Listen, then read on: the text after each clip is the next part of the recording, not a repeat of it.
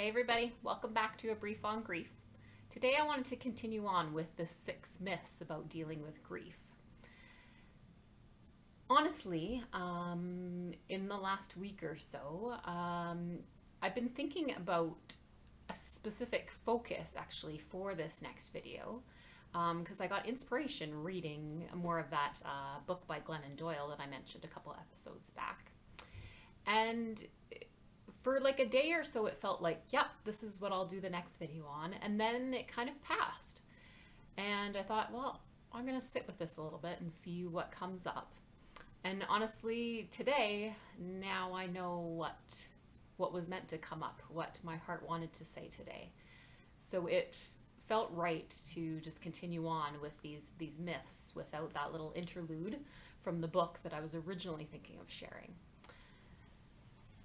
Why today is so powerful for me is because today the myth about dealing with grief that I'm going to talk about, it's almost like out of the 6, my soul decided, even as it was coming into this world at the very beginning, that this was one of the ones that I was not going to agree with. That there was something deep inside of me that knew that this was not the way to deal with pain. I remember thinking about that months ago when I was first learning about all of these, and I thought, oh yeah, I do that, I do that, I do that. Oh, I really don't do that though. I really am like anti that, like strong in my soul and my belly. I could feel, I was like, no, I don't do that. I try everything to not do that. So with all of that excitement of preluding it, the third myth I want to tell you about is the one that says grieve alone, or isolate yourself and grieve alone. And honestly, as I was out walking today before this video, I was reflecting on why this one is so powerful for me. I mean, I figured obviously it's the one that I did not do and that I fought to not do all my life. But also because it literally is the reason why I'm making these videos. What is that fire inside of me, that inspiration for why I'm presenting this stuff, sharing it, and getting it out into the world is because my heart feels the more people know about grief, the more they understand grief, the more they can recognize it in themselves, the more the courage they can take to speak about it with the people they care about, and just for us to all talk about grief more openly.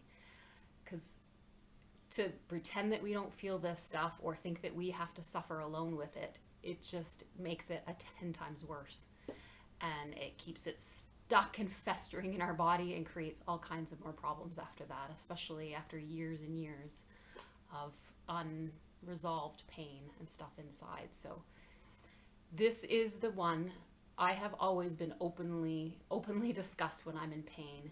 My friends, my family will know that me reaching out when I'm suffering is the thing that I think I do the best when it has to do with grief.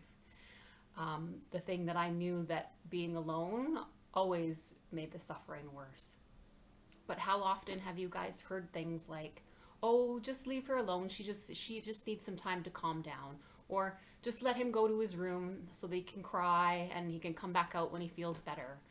Or say, even for instance at a school, like if a child maybe in a classroom is feeling upset and starts to cry all of a sudden.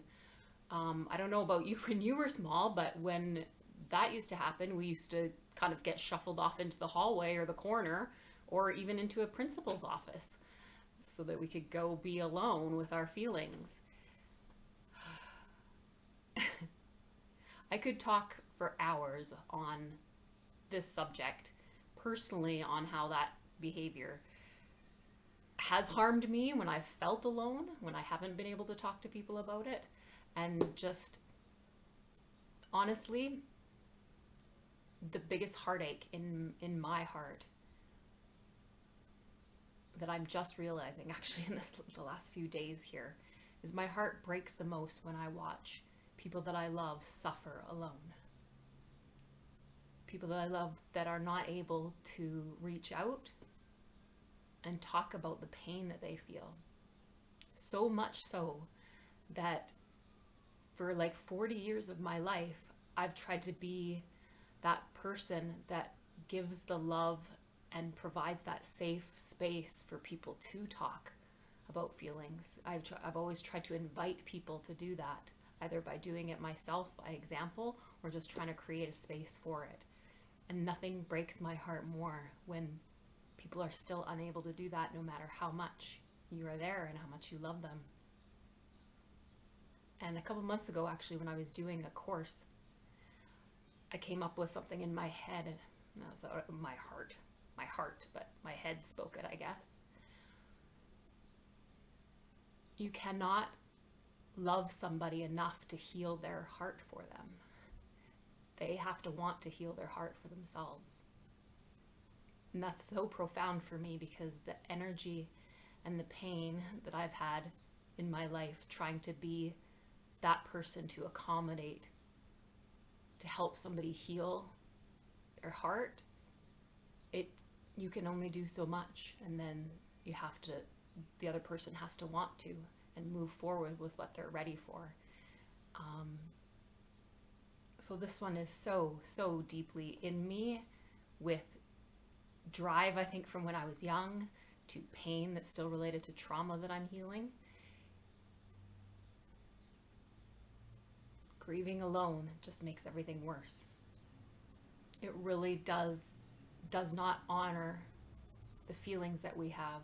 We feel like, we learned from the other previous myths that I talked about, is we learned that, we shouldn't feel bad for very long. We should do whatever we can to like replace the loss or do something to cover up the pain or distract ourselves so that we're not feeling it too long, and to make sure that we don't bother too many people with our feelings. So we should isolate ourselves when we're in pain and suffering.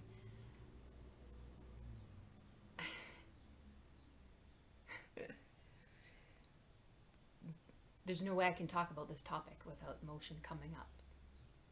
And it matters so much to me, and this is the drive behind what I'm doing right now with these videos. So, everybody, let's talk grief, let's talk loss, let's talk our pain, because if we keep it inside, it never heals. And take it from me, if you hold it for long enough, it affects you. And you're not always aware of how it does, but it affects your happiness. Because when you start to do things to numb and push down feelings that don't feel good, you actually push down and lose your capability to feel things that do feel good. So you limit your ability to be happy.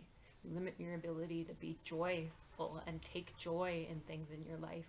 You limit your capacity to be compassionate with people and yourself. You limit the ability to be grateful for the things and people you have in your life and for this beautiful world. When you numb painful feelings, you numb everything. I've lived it, and I won't ever go back and live that way again. And this is the journey I'm on now, and this is why I'm doing this. So, I love you all. Be as brave as you can. Grab that one person that you love. Grab that one person that you trust, and speak about your pain. Don't isolate. Don't push it away. Bravely speak. Okay, see you next time.